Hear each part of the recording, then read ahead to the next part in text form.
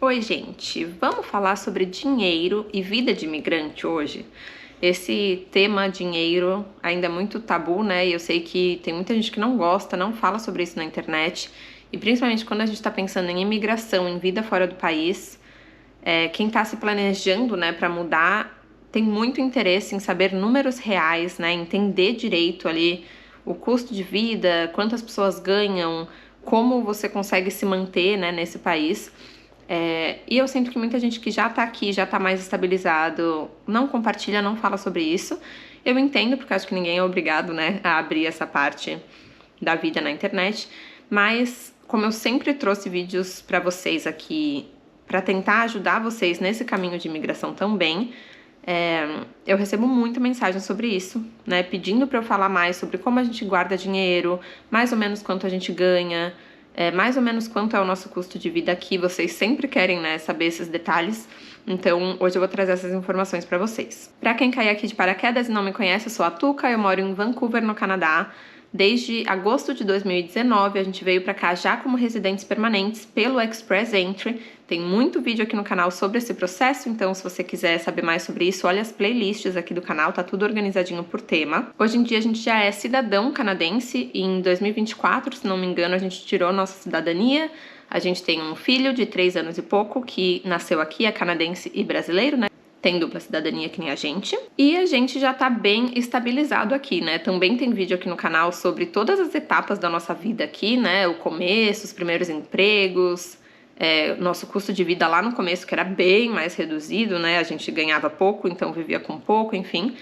Mas já faz alguns anos que a gente considera que a gente já tá bem estabilizado aqui, né? Nós dois temos uma carreira que está evoluindo, está crescendo, né, com empregos fixos, onde a gente vai sendo promovido, né, vai conseguindo subir aí degraus da nossa carreira aqui. Então, realmente, quando a gente fala em dinheiro, né, em finanças na vida do imigrante, tem aquela situação inicial, né, de recém-chegado num país, onde realmente é tudo muito difícil, a gente vai fazendo o que dá ali para respirar, né, e para começar a construir nosso patrimônio. E tem a situação que a gente vive hoje, né? Já mais estável, realmente não somos recém-chegados, né? Faz 7 anos que a gente está construindo a nossa história, então, enfim, já é outra realidade. A principal coisa muito importante para se entender quando o assunto é dinheiro, estilo de vida, fora do país, é que tem uma diferença gritante, por exemplo, entre Brasil e Canadá, quando a questão é diferença social, desigualdade social. No Brasil, a gente tem muita diferença, né, entre alguém que é rico, muito rico, classe média, pobre, muito pobre. Aqui no Canadá, claro que existem os extremos, tá? Mas a grande maior parte das pessoas é tipo classe média. Tipo, vive bem, não tem, né, não caga dinheiro, não tem trilhões de dólares e viaja, tem jatinho, e também não passa fome, né? Então, a grande maioria das pessoas tá ali num, tipo, conforto normal, assim. Por que que eu digo isso? Porque é muito comum quem está pensando em morar fora vir com esses papos de tipo, mas e se eu ganhar tanto, e se eu ganhar tanto? Ou comparar salários, sabe? Tipo, eu trabalho em banco no Brasil, eu ganho muito dinheiro, eu vou chegar no Canadá e vou ganhar muito menos e tal, mas o estilo de vida que você leva aqui é meio que igual, sabe? Se você tem um emprego full time, você ganha ali um pouco mais do que o salário mínimo, né? Então, assim, sei lá, se você ganha 50, 60 mil por ano, ou se você ganha 80, 90 mil por ano, essas pessoas têm uma vida mais ou menos igual, sabe? Não tem uma diferença gritante. Quando que começa a ter uma diferença maior? Quando você começa a ganhar mais de 100 e poucos mil por ano, uma família, um casal, que os dois ganham acima de 100 mil por ano, daí realmente é uma vida ali com mais conforto, que consegue guardar mais dinheiro, que consegue comprar casa com mais facilidade, versus uma família ali que os dois ganham em torno de 50 e pouco, 60 e pouco, 70, a gente vive bem, né? Não passa necessidade, mas não, né, não sobra dinheiro. Então, assim, tem salário de mais de 200 mil por ano? Tem. Muito poucas pessoas, tá? Ganham, tipo, nossa, um casal ali que os dois ganham quase 200 mil por ano. Muito poucas pessoas. Sei lá, médicos, né? Coisas muito, muito específicas. Eu e o Matheus, até hoje, então, né, com 7 anos de Canadá, nós dois ainda ganhamos menos de 100 mil por ano cada, tá? O Matheus tá mais pertinho ali, né, quase nos 100 mil, eu ainda tô um pouquinho mais para baixo. E como vocês podem ver, a gente vive bem, tá? Então, assim, dá pra morar num lugar legal, né? A gente sai pra comer, a gente passeia e tal, só que não é uma coisa tipo chove dinheiro, sobra dinheiro.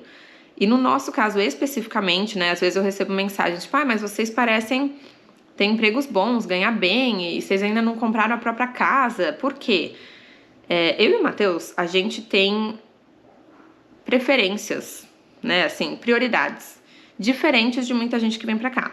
Tem gente que vem pra cá com esse foco, tipo, nossa, vamos chegar, vamos guardar dinheiro pra dar entrada num apartamento, né? Em X anos eu quero comprar uma casa. A gente nunca pensou muito nisso. A nossa prioridade, principalmente desde que o Érico nasceu, então aí há mais de 3 anos, é poder ir pro Brasil.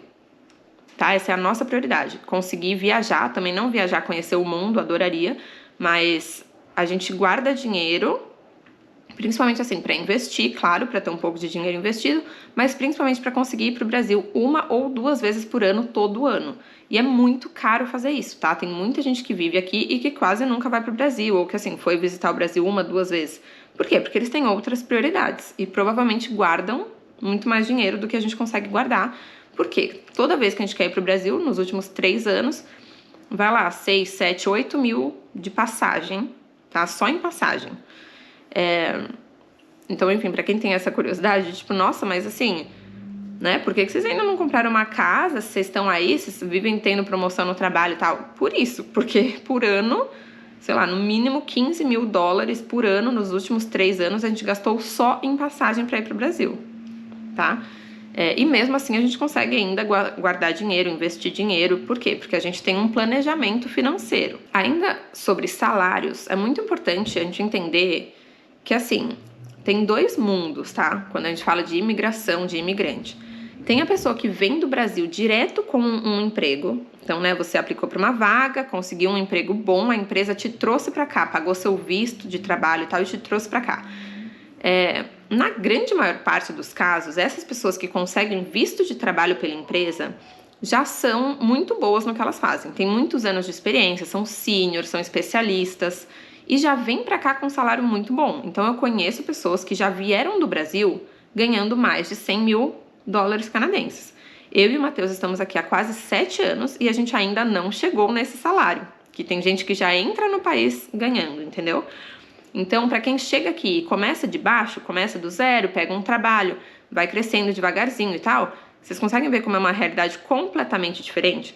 Então, óbvio que quando a gente chegou sem emprego nenhum, né, tendo que achar alguma coisa, daí conseguiu nossos primeiros empregos na área, né, foi crescendo devagarzinho, a gente não conseguia ter a mesma estabilidade financeira de alguém que já ganhava mais de 100 mil. A gente não conseguia alugar um apartamento bom, grande e tal, como tem muita gente que já chega aqui fazendo, né?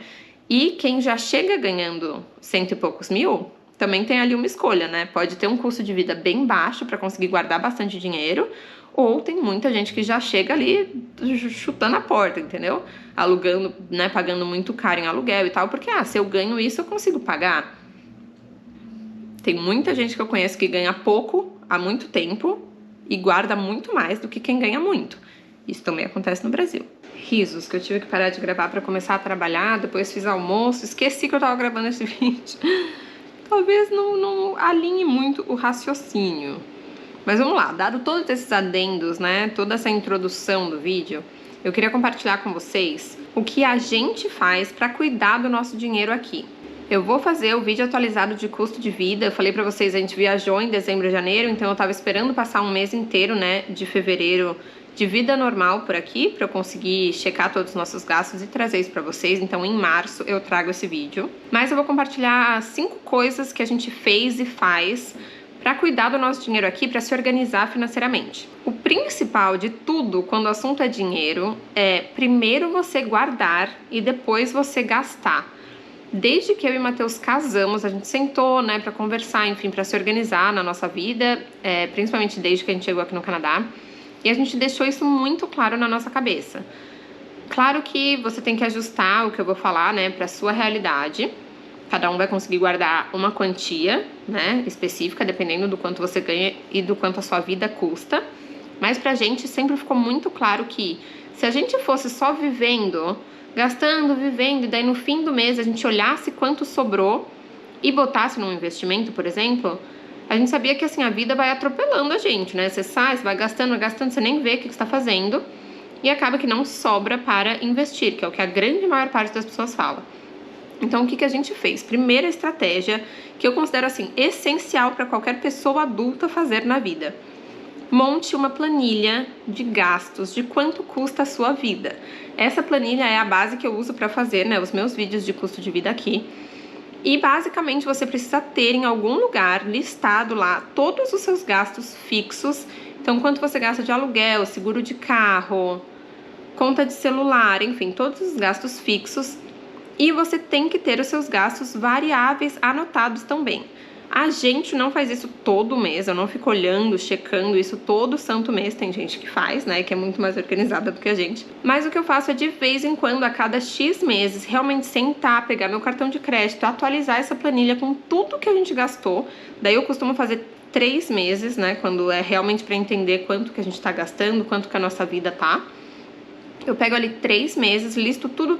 Então, além dos gastos fixos, nesse mês de supermercado gastamos tanto, de delivery de comida tanto, saindo em restaurantes tanto, sei lá, brinquedos e comprinhas extras pro Érico tanto, farmácia tanto, eu listo tudo para eu realmente saber quanto a nossa vida está custando. Com isso a gente sabe quanto que a gente precisa por mês para viver, basicamente, e quanto que a gente precisa por mês para viver bem, viver fazendo tudo isso que a gente quer fazer. Tendo esses números e tendo noção, é claro, né, porque às vezes a gente olha e fala, meu Deus, a gente gastou muito com delivery, nossa, gastamos muito com isso aqui dá para diminuir, vamos dar uma enxugada e tal, a gente consegue saber quanto que a gente realmente tem que ter disponível para pagar todas as nossas contas no final do mês e quanto que vai sobrar se a gente se controlar e se organizar.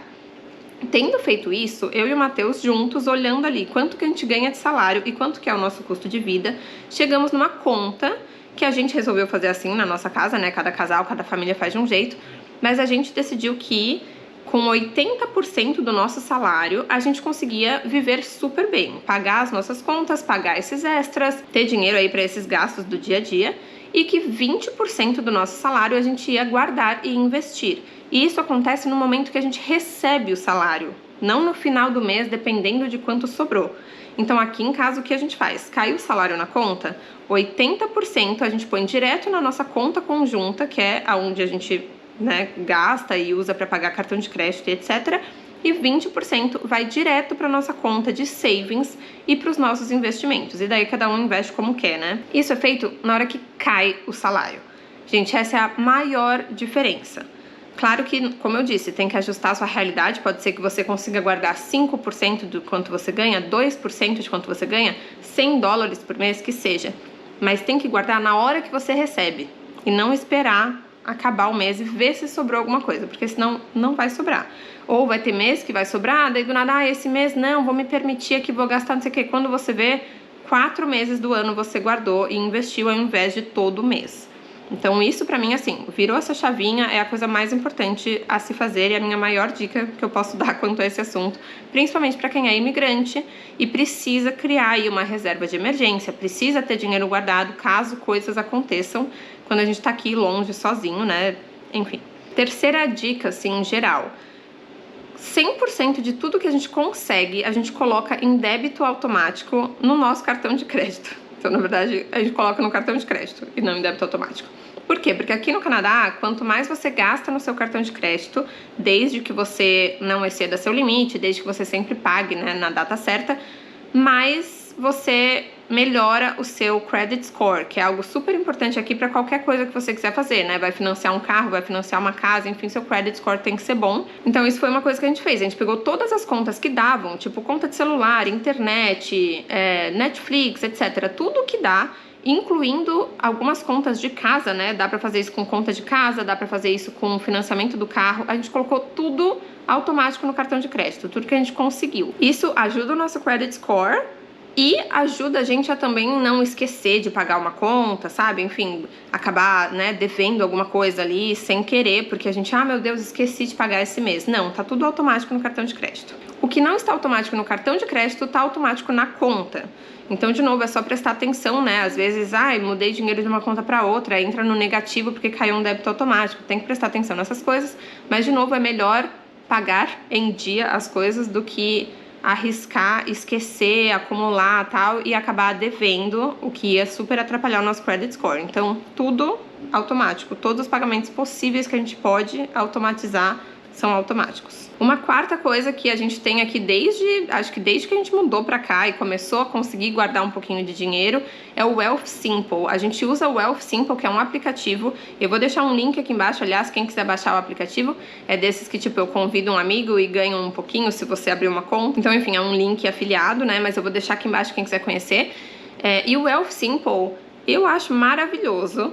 É um aplicativo onde você consegue abrir várias contas, então você consegue abrir TFSA, consegue abrir aquela conta de First Home Buyer, se você estiver pretendendo comprar uma casa aí nos próximos anos, né, e começar a investir para isso. E hoje em dia tem até conta normal de checking savings dentro do próprio Wealthsimple, mas o que a gente usa o Wealthsimple é para render o nosso dinheiro, né? Então a gente aplica na bolsa de valores e dentro do Wealthsimple tem várias opções, você pode fazer tudo sozinho, né, pesquisar sozinho, escolher onde você quer pôr o dinheiro, movimentar as coisas sozinho.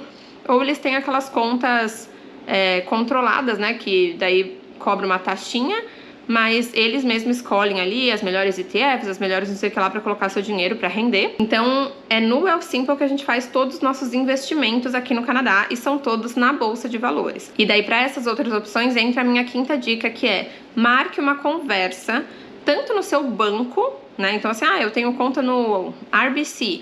Marca uma conversa lá, liga, fala, eu queria entender quais são as opções de investimentos aqui no Canadá, como que funcionam essas coisas, o que é TFSA, o que é RRSP. Marca uma conversa.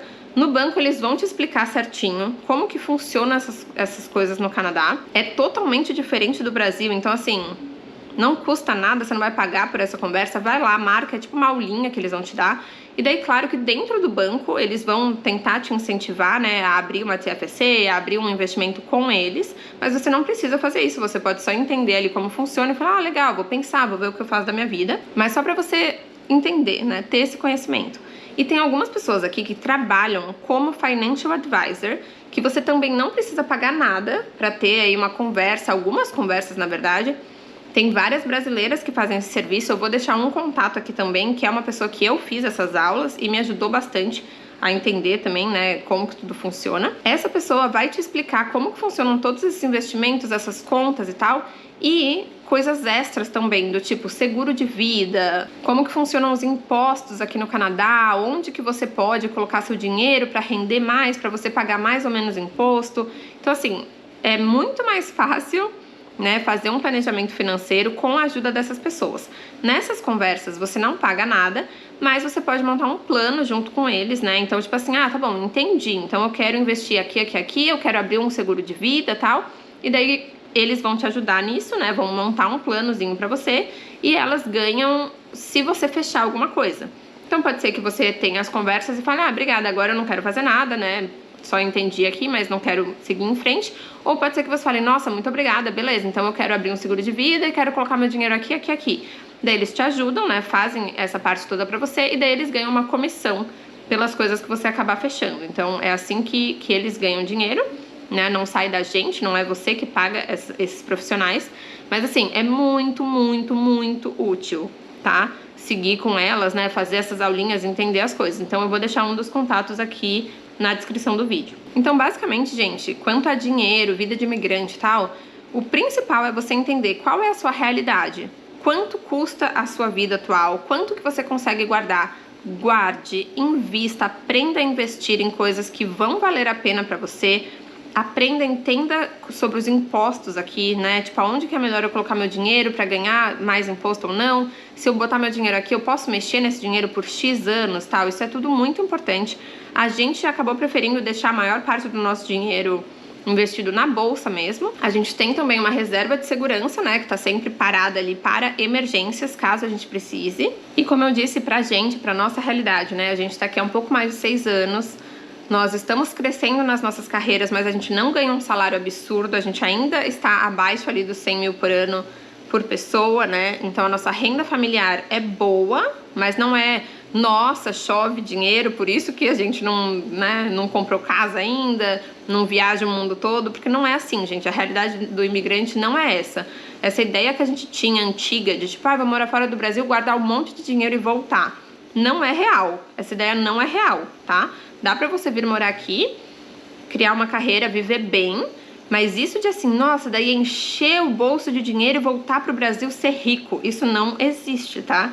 Eu não sei de que filme, de que série que veio essas ideias, mas ela não condiz com a realidade. Então, enfim, a gente vive bem, a gente tá vendo agora pra comprar uma casa, como vocês sabem, né, quem já está acompanhando aqui. Espero concretizar isso muito em breve. A gente tem as nossas prioridades, né, que no nosso caso é ir pro Brasil, então muito do dinheiro que a gente poderia estar aplicando e tal, a gente acaba gastando com passagens, o que pra gente faz sentido e faz parte pra fase de vida que a gente tá, com filho pequeno, né, querendo se manter perto da família. E é isso, se ficar alguma dúvida específica pode deixar aqui embaixo, espero que algumas dessas dicas ajudem vocês. Aguardem cenas dos próximos capítulos da casa e aguardem o vídeo de custo de vida que deve sair em março, porque eu tô esperando fevereiro terminar, para ele ser bem realista e bem atualizado dos nossos gastos desse mês. Vejo vocês no próximo vídeo. Tchau!